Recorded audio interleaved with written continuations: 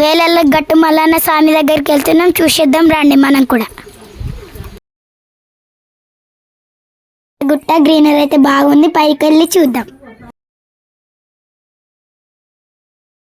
ఇక్కడికి వచ్చేది బండ, దర్శనం చేసుకొని లోపలికి వెళ్దాం. బాగానే ఉన్నాయి, జనాలు కూడా ఫుల్ మంది ఉన్నట్టున్నారు. పైన చూద్దాం. షాప్స్ కూడా ఉన్నాయి. ఇక్కడ గుడి ముందుకెళ్ళి చూద్దాం. చది గుడి చాలా మంది ఉన్నారు, మనం కూడా లైన్కుందాం. దేవదేవుడు వచ్చనే వేలాల మల్ల నది వచ్చేనా, సుందరంగుడు వచ్చనే శ్రీగట్టు మల్ల నది వచ్చేనా, శివుని అంశపుత్రుడే అవనిలో మల్లన్న ఉదయించెనా. దేవుడు ఉంటాడు. ఇది గుహ, లోపల గుండం ఉంటుంది, నీళ్ళు జల్లుకొని దర్శనం చేసుకుంటారు.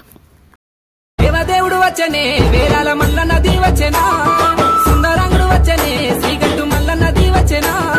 కొబ్బరికాయ కొట్టుకుందాం ఫ్రెండ్స్. కొబ్బరికాయ కొట్టుకున్నాక గుట్ట పైకి వెళ్దాం, గుట్ట పైన చూపిస్తాం. ఇప్పుడు వచ్చేయండి, గుట్ట పైకి అయితే ఎక్కుదాం. దేవదేవుడు వచ్చనే వేలాల మల్ల నది వచ్చేనా, సుందరంగుడు వచ్చనే శ్రీగట్టు మల్ల. చూడండి గుట్ట పైన సూపర్, వావ్, లొకేషన్ కూడా బాగుందండి. మీరు కూడా వెళ్ళండి, అంటే చాలా బాగుందండి. గ్రీనరీ అయితే అదిరిపోయింది.